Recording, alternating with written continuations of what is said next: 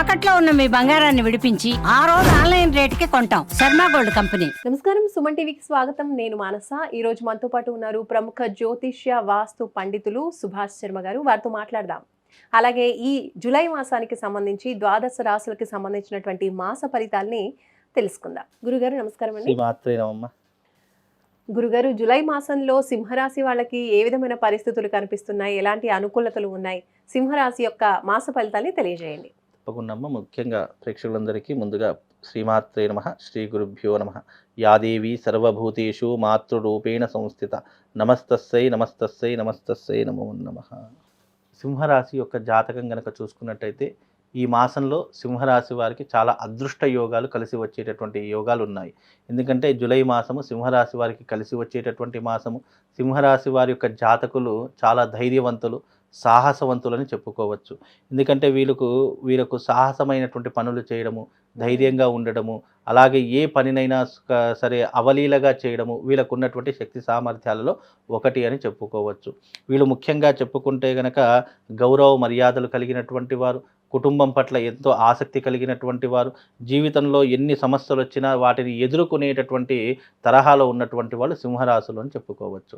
అలాగే ఈ సింహరాశిలో పుట్టినటువంటి వారికి చాలా ఇంట్రెస్ట్, అంటే రాజకీయాలన్నా, సినిమా ఇండస్ట్రీ అన్నా, లేదు వీళ్ళు ఒక గ్యాంగ్ మెయింటైన్ చేయాలన్నా, వీళ్ళ చుట్టూ ఒక 10 మంది సెక్యూరిటీ గార్డులు ఉండాలన్నా వీళ్ళకి చాలా ఇష్టమవుతూ ఉంటుంది. దానికోసం ఎన్ని ప్రయత్నాలైనా చేస్తూ ఉంటారు.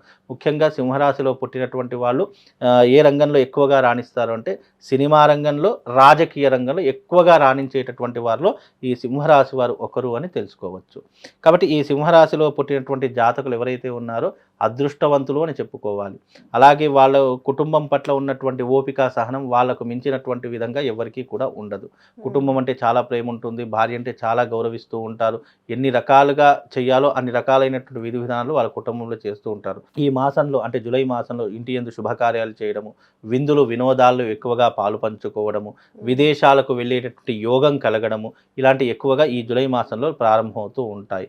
అలాగే వీళ్ళు ఉద్యోగం కానీ, లేదా సాఫ్ట్వేర్ రంగంలో ఉన్నటువంటి వారు కావచ్చు, లేదా రాజకీయ రంగంలో ఉన్నటువంటి వాళ్ళు కావచ్చు, ఈ జూలై మాసంలో ఒక అదృష్ట యోగాన్ని అనుభవించేటటువంటి అవకాశము ఈ యొక్క సింహరాశి వారి యొక్క జాతకంలో ఏర్పడబోతుంది. కనుక సింహరాశి వారు మహర్జాతకులు అని చెప్పవచ్చు.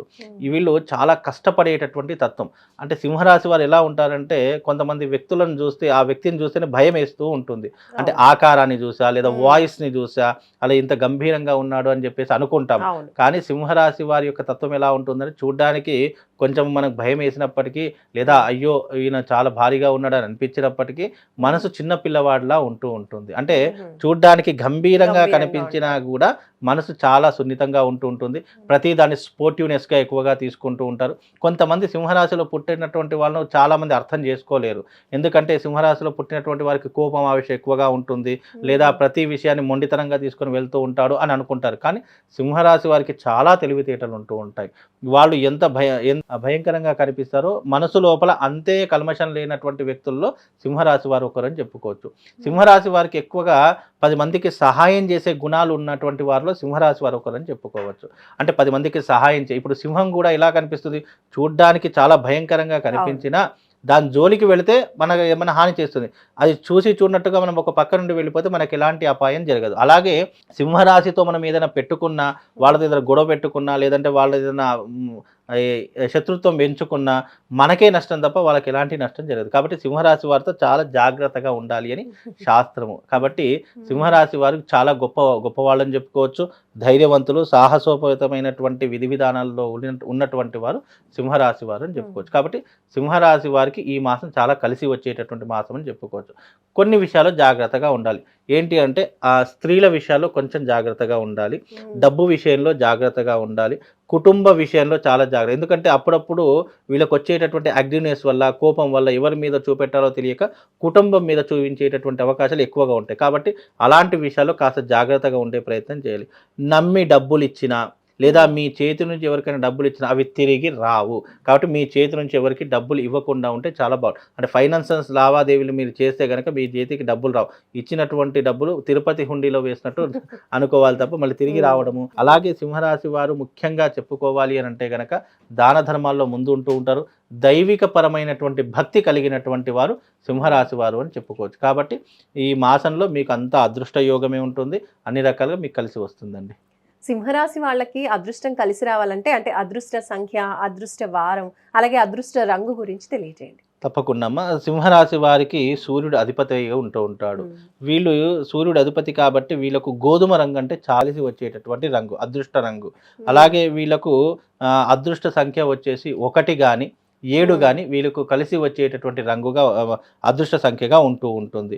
అలాగే వీళ్ళకు అదృష్ట దిశ నైరుతి దిశ వీళ్ళకు కలిసి వచ్చేటటువంటి దిశగా చెప్పుకోవచ్చు. వీళ్ళకు అదృష్ట వారము గురువారము, అలాగే ఉపవాసం ఉండేటటువంటి వారము శనివారం. అంటే మీకు ఏదైనా అదృష్ట వారం అంటే ఏంటి, ఆ సమయంలో మీరు ఏదైనా పని చేయడము, లేదా మీకు జీవితంలో ఏదైనా కొత్త వస్తువులు కొనుక్కోవడము, లేదా కొత్త ఊర్లకు ప్రయాణం చేయడం గురువారం రోజున చేసుకునే ప్రయత్నం చేయండి. మీరు ఉపవాసం ఉండవలసినటువంటి వారం శనివారము. శనివారం రోజున కొత్త పనులు చేయకూడదు, ముఖ్యంగా దైవిక ఆరాధన చేసుకోవాలి. ఎందుకంటే శనివారం వీళ్ళకు ఘాతవారం అవుతూ ఉంటుంది. ఘాతవారంలో ఎలాంటి పనులు చేయకూడదు. కాబట్టి శనివారం రోజున ఉపవాసం చేయండి, దైవిక కార్యక్రమాలు చేయండి. లేదా ప్రతి శనివారం వెంకటేశ్వర స్వామి ఆలయానికి వెళ్ళి వచ్చి అక్కడ స్వామివారిని దర్శించేటటువంటి ప్రయత్నం చేసుకోండి. ఇలాంటివి చేయడం వల్ల మీ జీవితంలో శుభం లాభంతో పాటు అదృష్ట యోగం కూడా కలుగుతుందమ్మా. సింహరాశి వాళ్ళు జూలై మాసంలో ప్రత్యేకించి ఏమైనా పరిహారాలు పాటించాలంటారా?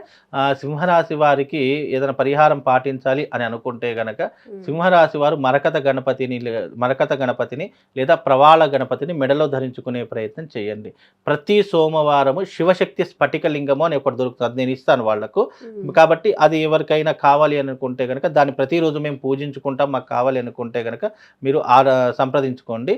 అలాగే మీ శివశక్తి లింగాన్ని ప్రతినిత్యం ఒక పళ్ళెల్లో పెట్టుకొని దానిపైన కేవలం నీళ్ళే, పంచామృతం అవి ఇవి ఏమవుతుంది, కేవలం నీళ్లు పోసి దాన్ని శుభ్రపరిచేసి గంధము కుంకుమ పెట్టేసి దాని ముందర కూర్చుండి నేను ఒక మంత్రం చెప్తాను, ఆ మంత్రాన్ని చదువుకునే ప్రయత్నం చేయండి.